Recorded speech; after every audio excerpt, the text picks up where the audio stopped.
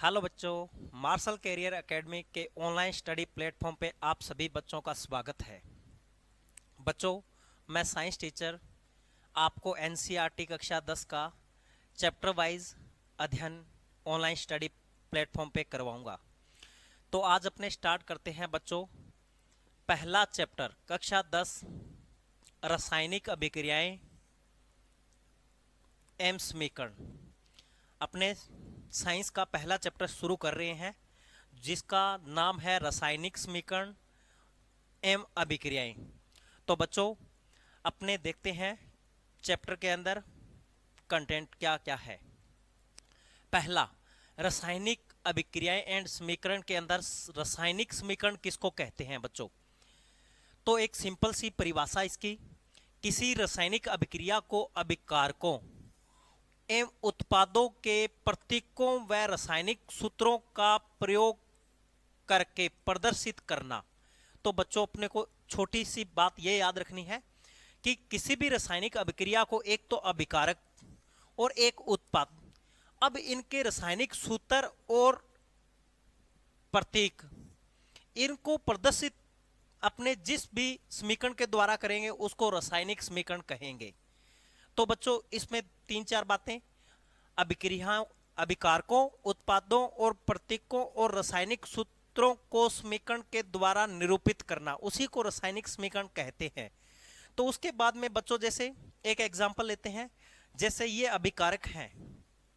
अपनी छोटी कक्षा के अंदर ये पढ़ते थे कि इधर जो बाएं भाग में यानी लेफ्ट हैंड साइड होते हैं उनको अभिकारक कहते हैं।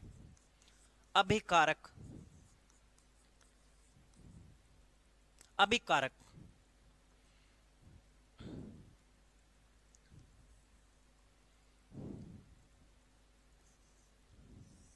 और जो दाएं भाग की तरफ होता है उसको उत्पाद कहते हैं बच्चों।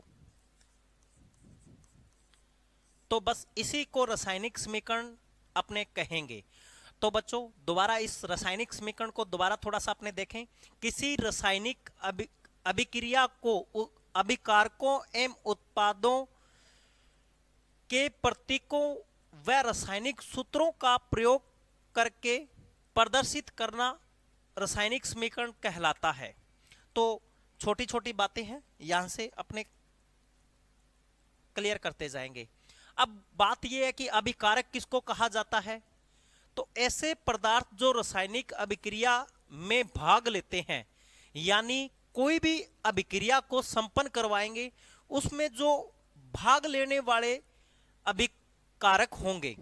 जैसे यहां एक अभिक्रिया है ZnH2SO4, तो इसमें ये दोनों अभिकारक होंगे क्योंकि यह अभिक्रिया में जिंक और जो सल्फ्यूरिक अम्ल है उन दोनों का अभिक्रिया संपन्न हो रही है। उसके बाद में जो उत्पाद बन रहा है वो उसको उत्पाद के अंदर लेके जाएंगे बच्चों। तो अब आगे अपने देखते हैं उत्पाद। तो यही पढ़ा था बच्चों अपनों ने, क्या देखा कि इधर अभिकारक होंगे और आगे जो बनेगी समीकरण के अंदर उसको उत्पाद बोला जाएगा। तो अपनों ने देखा कि अभिकारक जो समीकरण के अंदर भाग लेते हैं उनको अभिकारक कहा जाता है, और उत्पाद जो समीकरण संपन्न होने के बाद में जो बनता है उसको अपने उत्पाद कहते हैं। तो ऐसे पदार्थ जो रासायनिक अभिक्रिया के संपूर्ण होने पर प्राप्त होता है, तो बच्चों जब अभिक्रिया संपन्न होगी और उसके बाद में लास्ट में जो पदार्थ बचेगा उसको अपने कहेंगे उत्पाद। तो ये छोटे छोटे से शब्दों की परिभाषाएं हैं, इनको अपने अच्छे से करते हुए आगे बढ़ेंगे बच्चों। तो एक अभिक्रिया वही सेम टू सेम, ये अभिकारक हो गया और ये उसका उत्पाद हो गया बच्चों। उसके बाद में देखें संतुलित रासायनिक समीकरण। बच्चों, हर बार एग्जाम के अंदर एक छोटा सा क्वेश्चन बनता ही बनता है इस टॉपिक पे, तो अपने इसको अच्छे डिटेल से करें। देखो क्या है, वह रासायनिक समीकरण जिसमें विभिन्न तत्वों के परमाणुओं की संख्या अभिकारक व उत्पाद दोनों पक्षों में समान होती है।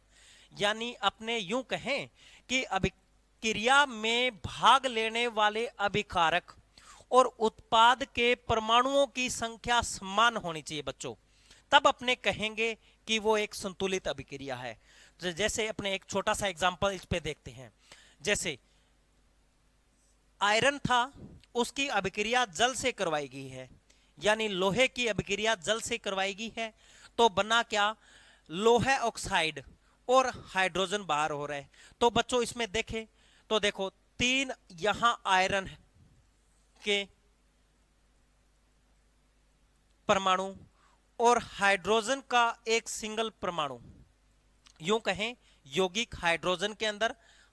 अब इसको बैलेंस के अंदर चेक करें कि संतुलित कैसे किया जा सकता है। तो अब इसको एग्जाम्पल को ऐसे समझे अपने, ये अभिक्रिया ऐसे देगा अपने को एग्जाम के अंदर, H2O ये बना बच्चों Fe3O4 प्लस H2, ऐसे आएगा एग्जाम के अंदर ये बच्चों। ये एक संतुलित रासायनिक अभिक्रिया है, पहले से संतुलित कर चुकी हैं इसको। तो अब देखो इसको इस तरह समझो बच्चों, जैसे कि यहां आयरन था और यहां आयरन के 3 परमाणु हैं, तो बच्चों अपने इसके साथ 3 परमाणु आगे इसके 3 लगा देंगे ताकि आयरन के 3 परमाणु बैलेंस में हो जाए। उसके बाद अपने देखेंगे हाइड्रोजन बच्चों, यहां हाइड्रोजन 2 है, यहां बच्चों 2 है, हाइड्रोजन पहले से संतुलित है बच्चों।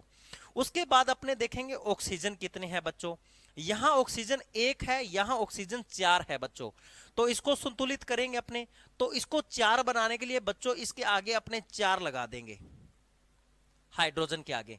तो देखो 4 ऑक्सीजन संतुलित होगी और यहां भी है, लेकिन अब ये हाइड्रोजन संतुलित नहीं हुई। देखो कैसे, अब अपने देखते हैं कि हाइड्रोजन कितने हो गए। हाइड्रोजन को देखा 4 दुए 8, यानी यहां अपने को 8 हाइड्रोजन चाहिए। तो 8 बनाने के लिए बच्चों अपने इसको करेंगे 4 से, यूं कह लो कि मल्टीप्लाई करेंगे, गुणा करेंगे। तो इस तरह की जो अभिक्रिया अपने परमाणु इनको बैलेंस में लेके आते हैं, उनको बोला जाता है बच्चों संतुलित रासायनिक अभिक्रिया। यानी अपने को समीकरण के विभिन्न तत्व जो अपने अभिक्रिया में काम आ रहे हैं, उनके परमाणुओं को संतुलित करना दोनों पक्षों में। ध्यान देना, इधर अभिकारक की तरफ और इधर उत्पाद की तरफ अपने इनको संतुलित करेंगे बच्चों। एक छोटा सा एग्जांपल और समझते हैं इसमें। देखो ये अपने को एग्जांपल ऐसे देगा, H2 प्लस O2, एग्जाम में ऐसा आएगा बच्चों। इसको अपने को संतुलित करवाएगा, कहेगा कि इस अभिक्रिया को संतुलित कीजिए। तब अपने कैसे करेंगे, देखो सबसे पहले अपने हाइड्रोजन परमाणु को देखेंगे कि इसकी संख्या कितनी है अभिकारक में। तो अपनों ने देखा कि अभिकारक के अंदर परमाणु कितने हैं बच्चों, हाइड्रोजन के 2, उत्पाद के अंदर देखा 2, हाइड्रोजन पहले से संतुलित है बच्चों। फिर अपने देखेंगे ऑक्सीजन के परमाणु, ऑक्सीजन के यहाँ 2 है बच्चों, यहाँ 1 है, यानी इसको संतुलित करने के लिए बच्चों अपने यहाँ इसके आगे यहाँ लगाएंगे, क्योंकि ये बच्चों एक यौगिक है, यौगिक के आगे अपने लगाया जाता है कोई भी परमाणुओं को संतुलित करने के लिए। तो बच्चों इसको आगे जब अपनों ने लगाया तो ये हाइड्रोजन का संतुलित बिगड़ गया। देखो कैसे, यहां बन गया 2 दुए 4, अब 4 हाइड्रोजन हो गए, ऑक्सीजन अब संतुलित होगी। तो अपने यहां 4 है तो इधर थोड़ा चेंजिंग और करना पड़ेगा अपने को, यहां अपने 2 कर देंगे। इस तरह अपने ये संतुलित कर सकते हैं बच्चों। तो आप देखोगे अपने एनसीईआरटी सिलेबस के अंदर कुछ एग्जाम्पल्स अपने को दे रखे हैं संतुलित करने के, तो आप अपनी बुक से कुछ और एग्जाम्पल इस तरह निकाल सकते हो बच्चों। जो एग्जाम्पल में आपको कोई प्रॉब्लम हो आप कमेंट करके अपने ऑनलाइन नंबर पे आप सेंड कर सकते हो बच्चों। उसके बाद में अपने देखें अगला टॉपिक, रासायनिक अभिक्रियाओं के प्रकार बच्चों। यहां से अपना मेन टॉपिक समीकरण स्टार्ट हो चुका है बच्चों। यूं कहें कि यहां से एग्जाम के अंदर 1 या 2 क्वेश्चन पक्के बनते हैं बच्चों। यदि अपने को 100% की तैयारी करनी है साइंस के अंदर, तो आप ऑनलाइन अपने स्टडी प्लेटफॉर्म से जुड़िए और टॉपिक वाइज, एनसीईआरटी के टॉपिक वाइज हर टॉपिक को अच्छे से क्लियर करते हुए अपना अध्ययन करते रहें। देखो, अपने ये पढ़ना है कि रासायनिक अभिक्रियाएं निम्न प्रकार की होती है। पहले संयोजन अभिक्रिया या संयुग्मन अभिक्रिया, या इसका दूसरा नाम योगात्मक अभिक्रिया। बच्चों, बात वही है, संयोजन करो चाहे उसका योगात्मक करो चाहे उसका संयुग्मन करो बच्चों, यानी जोड़ करना है अभिक्रिया के अंदर। तो इसमें क्या होगा, थोड़ी थोड़ी बातें यहीं समझते जाएंगे अपने। संयोजन में ऐसा दो अभिकारक जुड़ के एक नया उत्पाद बनाएंगे बच्चों। संयोजन का नाम से ही पता चल रहा है बच्चों, संयोजन यानी जोड़ना, दो अभिकारक जुड़ के एकल उत्पाद बनाएंगे, उसको संयोजन कहेंगे बच्चों। उसके बाद में वियोजन अभिक्रिया, इसकी बात करें या अपघटन अभिक्रिया बच्चों, नाम से पता चल रहा है बच्चों, वियोजन यानी वियोग होना। अब कोई एकल उत्पाद है, मान लो एकल उत्पाद है, वो दो अलग अलग एकल अभिकारक, अभिकारक बोलेंगे बच्चों, उत्पाद नहीं, एक एकल अभिकारक ए है बच्चों। ए का दो उत्पाद में टूटना, इसको बोला जाता है बच्चों वियोजन। यानी ए पूरा एक यौगिक था, वो दो उत्पाद के अंदर टूट रहा है बच्चों, तो इसको अपने बोलेंगे वियोजन या अपघटन। अपघटन का मतलब भी टूटना होता है बच्चों। उसके बाद में ऊष्माक्षेपी, ऐसी अभिक्रिया जिसमें ऊष्मा का उत्सर्जन हो, यानी हीट निकलती हो जिससे, उसको अपने ऊष्माक्षेपी अभिक्रिया कहेंगे बच्चों। ऊष्माशोषी, जिसके अंदर ऊष्मा का शोषण हो बच्चों, यानी ऊष्मा लेकर जो अभिक्रिया संपन्न हो, उसको ऊष्माशोषी अभिक्रिया कहेंगे बच्चों।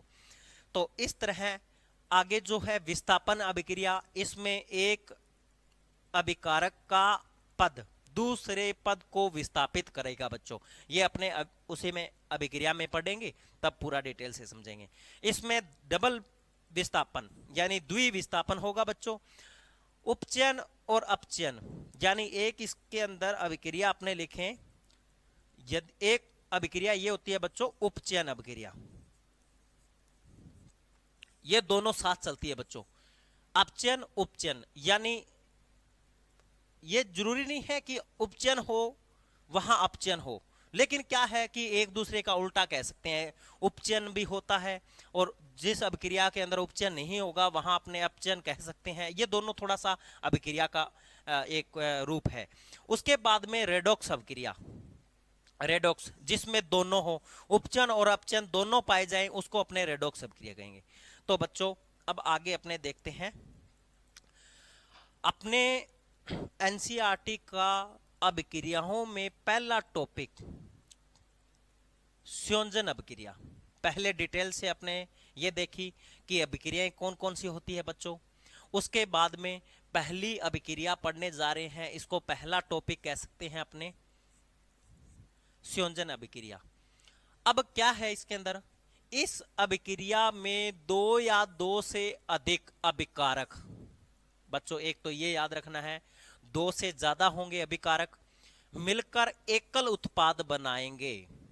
बस इतना सा याद रखो और इसको एनसीईआरटी सिलेबस के साथ जोड़ते हुए कंप्लीट करते जाएंगे बच्चों।